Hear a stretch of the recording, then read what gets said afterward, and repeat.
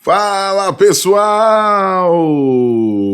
Olá, olá, olá, olá, muito bom dia, boa tarde, boa noite aí, como gosta meu parceiro Fetter, gosta de falar. Bom dia, bom dia, bom dia. Sejam todos muito bem-vindos, muito bem-vindas. Vamos começar a conversar aqui, trazer discussões importantes que são necessárias, né, para nós. E a gente hoje começa fazendo o nosso mapa internacional. Hoje a discussão é a gente fazer um mapa internacional. Hoje a discussão é a gente desbravar um solo internacional. Essa é a discussão, ou seja, nós vamos falar de direito internacional. Hoje o nosso papo é direito internacional, como foi no exame 37 o direito internacional, como a gente vai desenvolver esse direito internacional durante o estudo da nossa disciplina, durante o estudo do nosso projeto, a partir lá do cronograma, a partir do dia 9 já, quando a gente tem a abertura do nosso projeto 12 questões. Essa semana é uma semana de apresentação do projeto, uma semana de a gente se ambientar o projeto, de vocês conhecerem, de vocês divulgarem o projeto, certo? Esse é um projeto gratuito, então eu peço a divulgação de vocês, o carinho de vocês, para que possam divulgar para enquanto mais pessoas da OAB possível, para que a gente possa levar exatamente essa preparação de ótimo nível, de ótima qualidade para todas as pessoas e a gente possa democratizar o estudo. Esse é um ponto importante, democratizarmos o estudo de qualidade, de referência para vocês. Quem não me conhece, eu sou o professor Matheus Silveira, sou professor de Direito Constitucional, de Direitos Humanos, de Direito Internacional e Ambiental em faculdades, né? Hoje, em regra, dou aula em pós-graduação e na Faculdade Dom Alberto, lá na cidade de Santa Cruz, que é a cidade que eu resido, da onde eu estou falando agora. Sou professor do CEISC, o maior preparatório do Brasil de OAB, com muito orgulho, faço parte do time CEISC. Agora chegou aqui algumas novidades aqui, ó. Deixa eu ver aqui, deixa eu mostrar aqui para vocês. Chegou aqui, ó, o nosso revisão, preparação turbo OAB, novinho aqui para o exame 38, para a galera que vai fazer exame 38, para a galera que vai fazer 39, atualizadíssimo ainda, né? Quem for fazer o 38, 39, vai estar super atualizado, que é o melhor conteúdo para a OAB do Brasil. Escreva as disciplinas de Direitos Humanos, de Direito Internacional, Direito Ambiental e Constitucional. Escreva aqui, certo? Revisão turbo, certo? Editora Juspodium, beleza? E então, trazer esse conteúdo para vocês de forma gratuita, trazer esse conteúdo para vocês de qualidade e com compromisso, ou seja, nós vamos estabelecer um cronograma, cara, certo? Esse é o ponto, esse é o elemento do projeto 12 questões, porque a gente sempre tem contatos de pessoas que não conseguem, né, obter recursos para ter um curso de primeira fase. Muitas vezes as pessoas selecionam, primeira fase eu consigo dar um jeitinho, busco informações, busco conteúdos, faço um processo meio autodidata e na segunda fase eu vou precisar. Então, já me concentro, já me organizo para ter dinheiro, recursos para uma segunda fase que é muito mais específica. Então, sejam todos muito bem-vindos, muito bem-vindas ao projeto 12 questões. Essa semana é uma semana de apresentação do projeto, para você entender um pouco a dinâmica do estudo por questões, a dinâmica exatamente de trabalho nossa. E dia 9 começa um cronograma nosso que projeta aí os próximos 60 dias de preparação de vocês e trabalha com muito conteúdo que a gente já tem e com coisas que a gente vai produzir também. E algumas novidades, né? Algumas novidades interessantes que a gente vai falar no dia 9 para vocês. Beleza? Vamos lá, vamos começar, porque a ideia aqui é a gente conseguir... Deixa eu mandar um abraço aí pro Márcio, né, para Silvia, mandar um abraço aqui, né, para o José, mandar um abraço aí para a galera que está toda ao vivo aí com a gente. Obrigado pela parceria, né? Obrigado por estarem, né, conosco, certo? E vamos lá seguir aqui fazendo o que a gente gosta de fazer, que é a aula mesmo, produzindo aqui, trazendo aqui para vocês. Então a discussão de hoje é direito internacional, tá? Essa é a nossa discussão, nós estamos aqui nessa semana de apresentação do projeto, corrigindo e analisando as questões do exame 37, beleza? A aula anterior a gente falou de direito ambiental, hoje a gente fala de internacional, amanhã, certo? Do mais conhecido como domingo, vamos falar de direitos humanos. E aí na segunda-feira a gente fala de direito constitucional, terminando a nossa semana de preparação, de aquecimento para o projeto, para começar o projeto efetivamente no dia 9, com o cronograma de 60 dias, e teremos cronogramas também de 30 dias. Mas o mais indicado, sem dúvida nenhuma, é esse de 60. Tá? Esse é, sem dúvida nenhuma, bem mais indicado.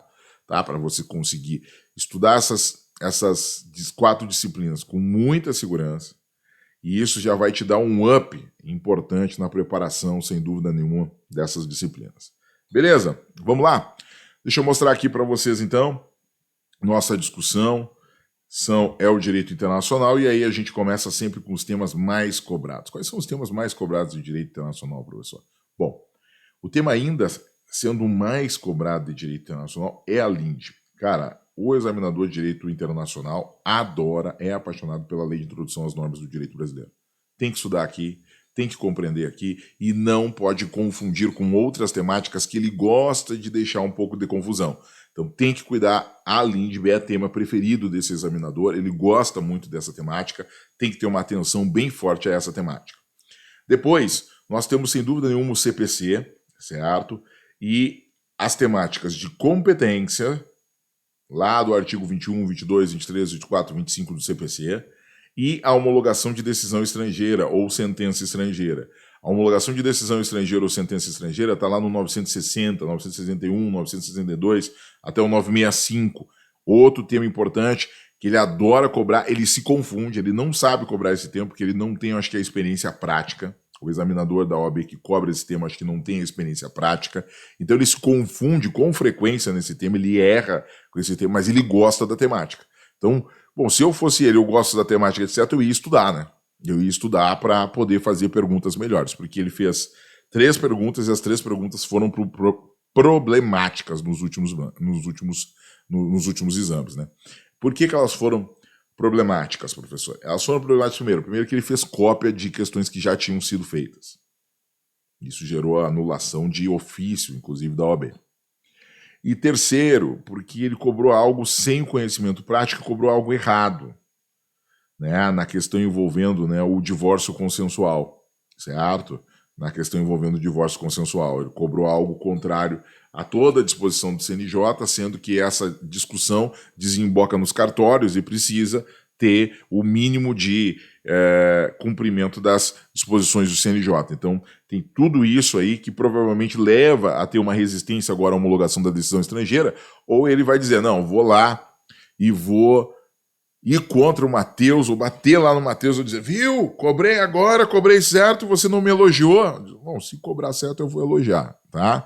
Mas não é o caso ultimamente, ele tem cobrado muito mal a homologação da decisão estrangeira, tomara que ele volte a cobrar, um tema muito legal, um tema prático que nós advogados da área realizamos isso com uma frequência interessante e que seria bem importante a cobrança correta. Bom, lei que está em grande destaque, hoje é a lei de grande destaque da prova, certo? É a Lei 13.445 de 2017. Bom, essa lei ele adora cobrar, é o grande destaque dos últimos tempos. Ele tem deixado um pouquinho de lado a LINDB, que era a preferida, era uma prova sim, outra prova também, a LINDB. Agora, Lei 13.445, ele tem cobrado com muita incidência. O último exame 37, foi uma aposta minha dizendo, ó, ele não vai cobrar a Lei 13.445 porque ele já cobrou muito e não estava cobrando a LINDB, não estava cobrando, né, outros dispositivos. E deu certo, né? Ele não cobrou a Lei 13.445. Então é uma atenção grande que a gente vai ter agora para o exame 38. E tudo isso é pensado no projeto 12 questões. No projeto 12 questões a gente pensa exatamente, ó, essa ênfase já veio nos 2 últimos exames. Então, apesar de ser uma das matérias preferidas do examinador, ele vai dar uma ênfase para outra discussão. Então, tudo isso a gente pensa, e por isso que vocês olham aí essa enxurrada de mensagens, né, da galera falando bem do projeto, da galera dizendo, fui bem, acertei, como é que você sabia aquela questão, como é que você adivinhou aquela questão? Não tem nada de adivinhação, é trabalho, é seriedade, é compromisso, é estudo, é conhecimento da banca. E uma das formas de conhecer a banca é estudar por questões. E eu estou mostrando para vocês, eu vou mostrar para vocês em todo o desenvolver do projeto, como é a técnica de estudar questões, que é a técnica que eu faço para preparar as minhas aulas, para estruturar a forma de entender as bancas, para dizer que eu domino a banca, eu faço essa técnica. Então esse é o ponto importante aqui, certo? E o último tópico é tratados e competências internacionais. Tratados e competências internacionais é um outro tema que ele gosta, mas é um tema, digamos, que fica na quarta posição. Os top 3 de direito internacional são disparados esses temas. Eu traria tratados e competências internacionais, inclusive na temática junto com nacionalidade. Só que nacionalidade a gente pode dizer que ele está cobrando direito internacional ou está cobrando a interseccionalidade, né, de direito internacional com direito constitucional.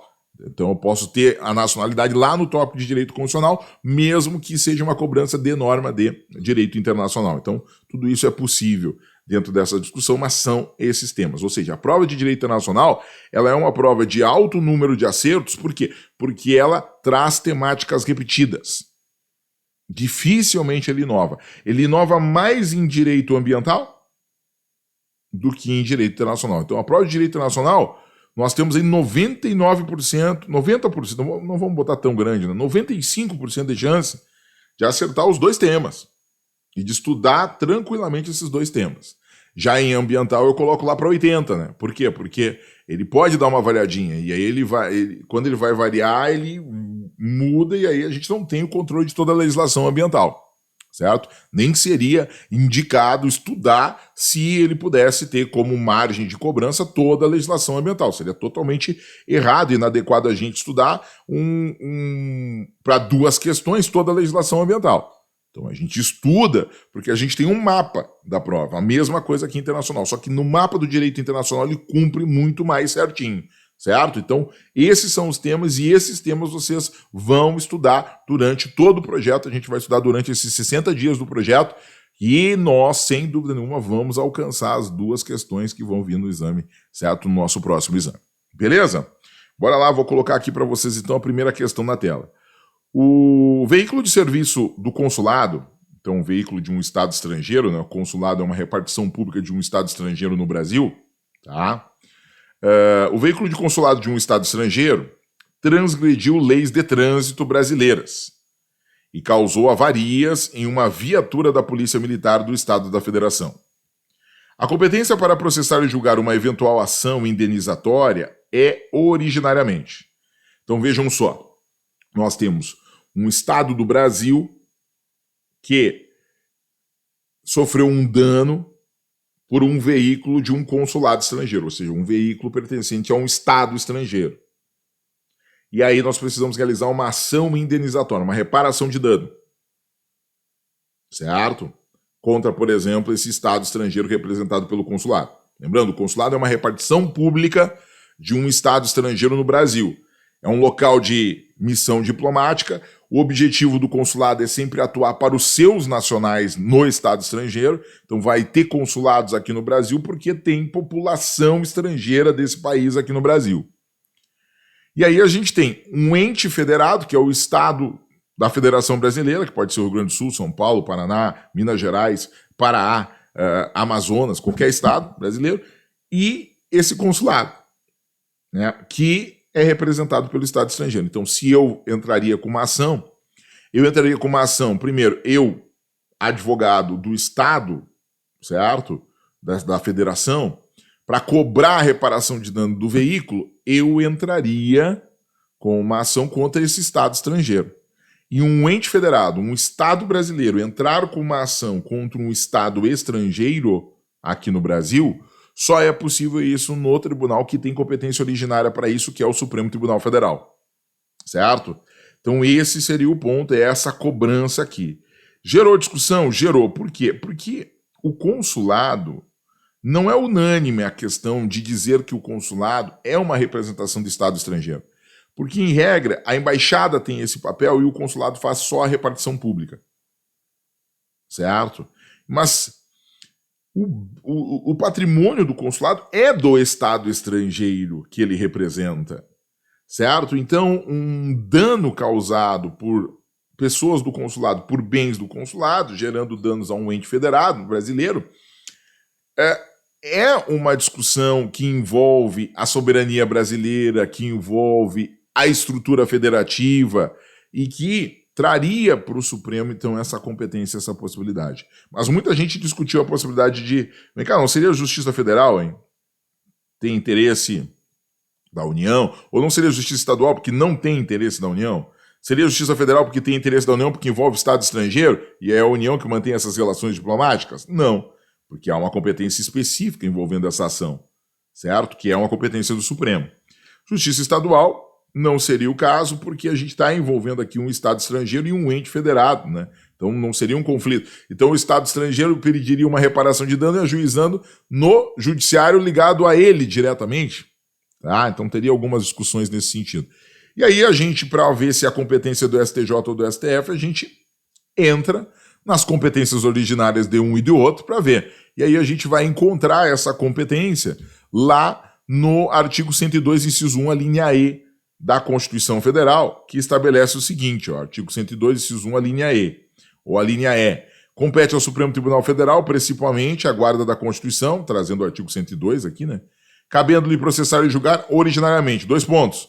O litígio entre Estado e estrangeiro, olha aqui, ó, consulado de um Estado estrangeiro, veículo de serviço do consulado de um Estado estrangeiro, ou organismo internacional, não é o caso, é um Estado estrangeiro, e a União, o Estado, o Distrito Federal ou território. Então nós temos um Estado, porque o dano foi feito a um carro da Polícia Militar Estadual, então o Estado tem que representar, porque a Polícia Militar não tem personalidade jurídica, então o Estado da Federação Brasileira tem que ajuizar a ação, certo? E ele vai ajuizar direto no Supremo Tribunal Federal, competência originária do Supremo Tribunal Federal de processar e julgar, nesses casos, tendo em vista a competência prevista no artigo 102, inciso 1, a linha E do Supremo Tribunal Federal. Então, letra A, de amor, trazendo a competência do Supremo Tribunal Federal. Discutível, há discussões, mas o gabarito que foi dado pela banca, que foi, vamos dizer assim, estabelecido como mais acertado, e para mim certo? É o Supremo Tribunal Federal com esta fundamentação. Apesar das críticas de o consulado não seria exatamente, né, uma representação de Estado estrangeiro, mas tem patrimônio envolvendo Estado estrangeiro, tem vários elementos aqui, então é a situação que o examinador queria dar a entender e é a situação, vamos dizer assim, a resposta mais plausível, a resposta de todas elas, a mais adequada. Então, cobrança de direito internacional falando de competências. Dentro aqui dessa discussão do CPC, eu coloquei competência, porque as competências do CPC a gente tem e também temos possibilidade de competências constitucionais. Também temos a possibilidade de competências constitucionais. E esse é um ponto importante aqui, de cuidarmos, né, de atentarmos aqui às ideias das competências internacionais que são importantes da gente ter toda essa atenção.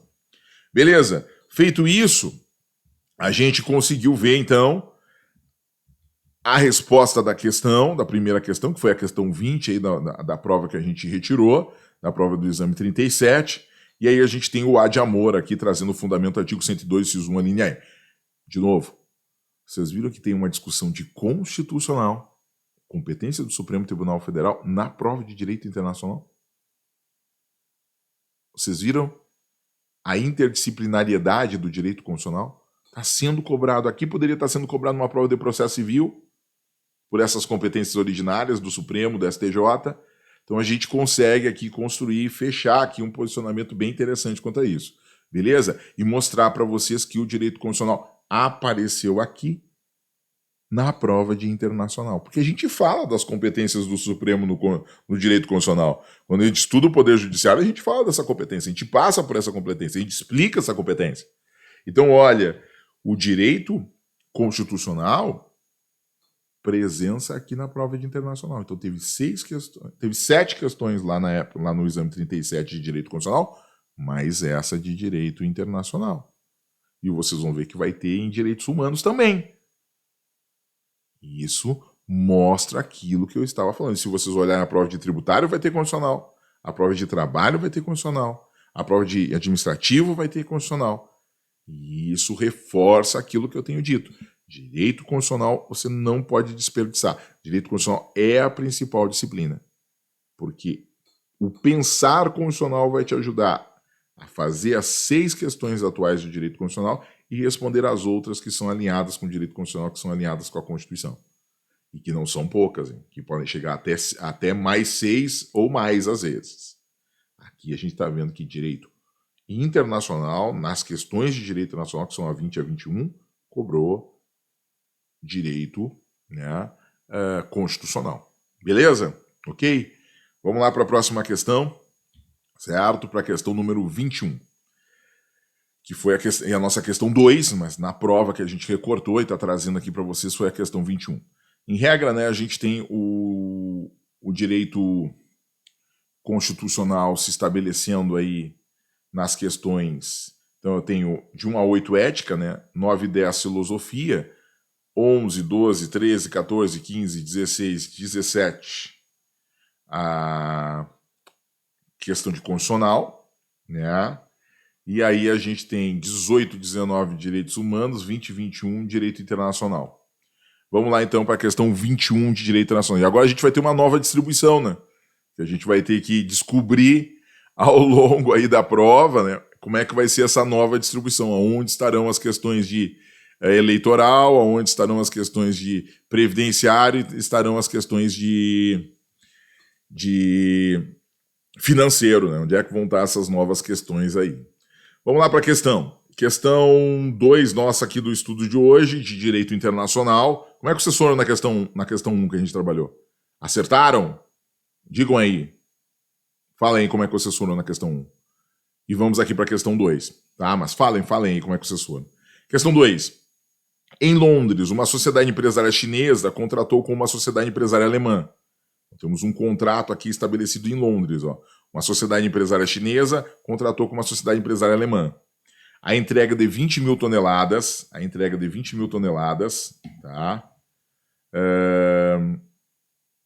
De minério de ferro no Porto de Santos.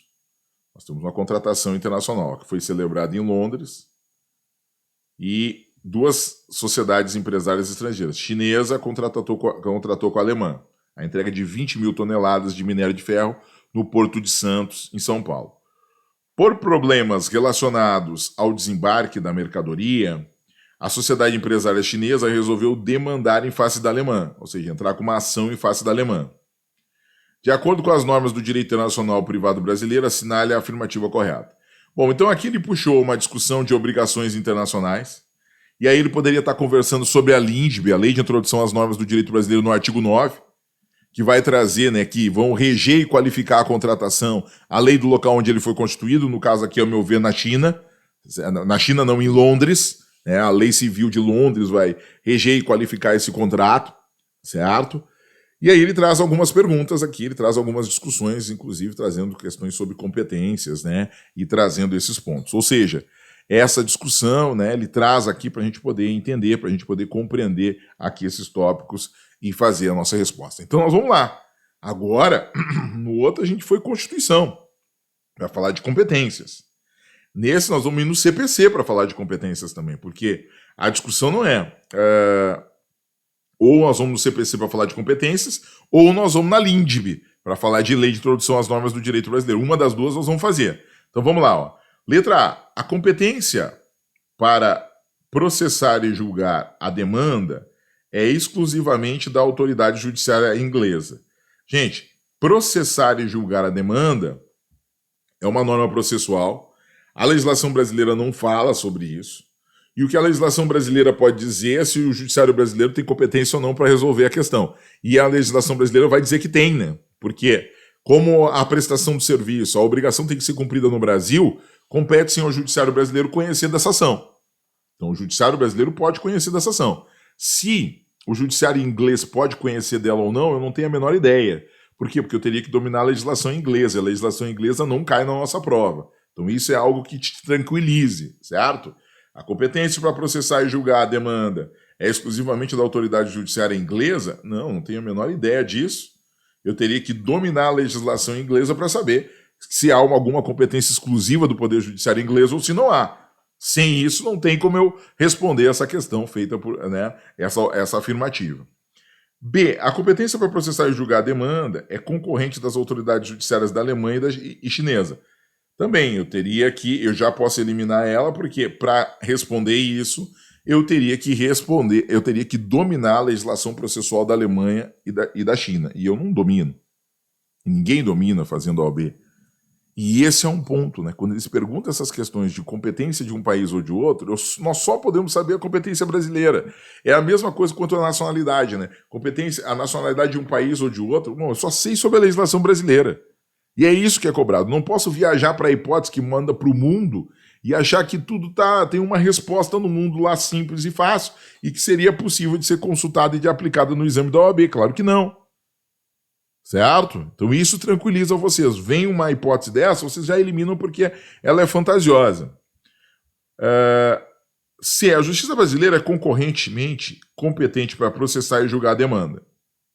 Bom, então nós teríamos que estar falando aqui de CPC e falando de artigo 21, competência concorrente do CPC para, por exemplo, falar sobre as demandas em que a obrigação tem que ser cumprida no Brasil, competência, né, concorrente aqui nossa, e até o 22 abre a possibilidade de a gente ter um foro de eleição, competência concorrente também.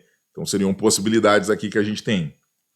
Na letra D, a gente tem a justiça alemã, é exclusivamente competente para processar e julgar a demanda. Gente, como é que eu vou saber que essa justiça alemã é competente para processar e julgar a demanda? Só sabendo a norma processual na Alemanha. Então, cara, essa questão aqui, a gente eliminava ela com um pouco de conhecimento das discussões de direito internacional, que eu falo toda hora. Toda hora. A gente ia eliminar ela só nisso. Não precisava nem saber o fundamento. Por quê? Porque em questões de nacionalidade e em questões de competência judicial, a regra que nós temos que saber é se é competente ou não o judiciário brasileiro. Pode ou não ser nacional brasileiro. É essa a regra que a gente tem como saber. Porque é essa regra que está na nossa legislação. A regra do outro país eu não tenho como saber. A regra do outro país não vai ser cobrada na minha prova. Mas, professor, se aplicasse o artigo 9 da LINDB, o que a gente teria aqui? O artigo 9 da LINDB diz que as obrigações, né, elas reputam-se constituídas, vão reger e qualificar as obrigações no local de constituição delas. Então, ali pela hipótese apresentada na questão, diz, em Londres, uma sociedade chinesa contratou com uma sociedade empresária alemã. Então, se presume a partir do texto que em Londres foi constituído o contrato. Então, a norma que rege e qualifica esse contrato é a norma inglesa, por força do artigo 9 da Lei de Introdução às Normas do Direito Brasileiro, porque em Londres foi constituído o contrato. Tá, mas qual judiciário pode julgar? Não tem foro de eleição, não sei. Se tivesse, eu saberia qual é o judiciário. O judiciário brasileiro pode? Bom, vamos lembrar das normas, tem que olhar lá no CPC. E aí eu vou pegar lá o artigo 21 do CPC que vai dizer, olha aqui, que vai dizer, compete à autoridade judiciária brasileira processar e julgar as ações em que no Brasil tiver de ser cumprida. Aonde tinha que ser cumprida a obrigação? No Porto de Santos, São Paulo. Então no Brasil tinha que ser cumprida. Ainda coloquei o 22, inciso 3, compete ainda à autoridade judiciária brasileira processar e julgar as ações e que as partes expressam ou tacitamente submeter à jurisdição nacional. Não é o caso. Não, pelo menos a gente não tem essa informação, que eles colocaram no contrato o foro de eleição ao juízo brasileiro. Mas com as hipóteses apresentadas, eu teria como estabelecer que a competência pode ser judiciária inglesa? Não. Eu tenho como estabelecer que o Poder Judiciário brasileiro, para solucionar essa controvérsia, vai utilizar a legislação civil inglesa. Por quê? Por força da lei do local de constituição do contrato. Artigo 9, caput. Artigo 9, caput. E isso eu sei. Agora, se pode ser o judiciário inglês julgar, só conhecendo as normas de processo e competência da Inglaterra. Se pode ser o judiciário alemão ou chinês para julgar, só conhecendo as normas de processo e competência da Alemanha e da China. Então esse é o ponto.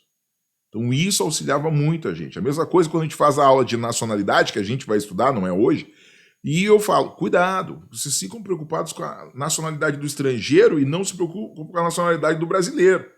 E a gente só pode saber a nacionalidade brasileira, porque ela está na nossa norma. A nacionalidade estrangeira vai estar numa lei estrangeira que não é cobrada, por enquanto, no exame da OAB. Lei da Itália, lei da França, lei de Londres, lei da China, lei da Alemanha não é cobrada, por enquanto, no exame da OAB. Certo? Então, por isso, o nosso gabarito aqui, letra C de CISC, a Justiça Brasileira é concorrentemente competente para processar e julgar a demanda. Por quê? Porque essa competência da Autoridade Judiciária Brasileira de processar e julgar ações que no Brasil tiver de ser cumprida a obrigação, como essa, é uma competência concorrente. Pode ser que na Alemanha tenha uma competência parecida, pode ser que na China também, pode ser que na Inglaterra também. Mas no Brasil é competente, sim. O Brasil é competente para julgar essa demanda, certo? Porque a obrigação tem que ser cumprida aqui no Brasil. Artigo 21, inciso 2 do CPC, do Código de Processo Civil. Beleza? Letra C de CISC, letra C de CISC, esse é o nosso gabarito. Certo, pessoal? Beleza? Muito bem. E aí, o que acharam da aula de hoje? O que acharam das temáticas de hoje, né? E de como foi abordado. Busquei ser mais objetivo, busquei direcionar mais isso. Comentem aqui, tragam suas contribuições. Digam se estão gostando do projeto ou não. Deem o seu joinha, deixe o seu joinha aí, assinem o canal, compartilhem as aulas, certo? E vamos juntos. Amanhã, domingão, é às 21 horas. Amanhã às 21 horas. Amanhã nós voltamos ao horário normal. Fiz uma exceção para o sábado, que para o sábado, em regra, a galera de noite não está muito no YouTube. Vim agora, né, num horário mais cedo para que todo mundo, quem está agora e não vai estar de noite, quem está de noite, todo mundo pudesse assistir e ter a oportunidade de participar dessa aula de Direito Internacional, que é uma aula bem interessante, que está ligada com vários temas e que mostra exatamente que aquele relatório que a gente faz, que é um relatório que eu uso com muita frequência, seguido porque os principais temas de direito internacional não têm mudado, ele tem uma lógica no estudo por questões e ele, com certeza, implementa para você, ele multiplica as tuas possibilidades de você gabaritar as questões de direito internacional. Beleza? Indo nessa, então, valeu, gente. Obrigado pelo carinho. Né, ouvir você, né, ler vocês aí, o carinho de vocês, toda a contribuição de vocês é muito legal. Obrigado pela participação. Bora seguir estudando. Um forte abraço para vocês e até amanhã às 21 horas. Estou esperando todo mundo, hein? Valeu. Tchau, tchau.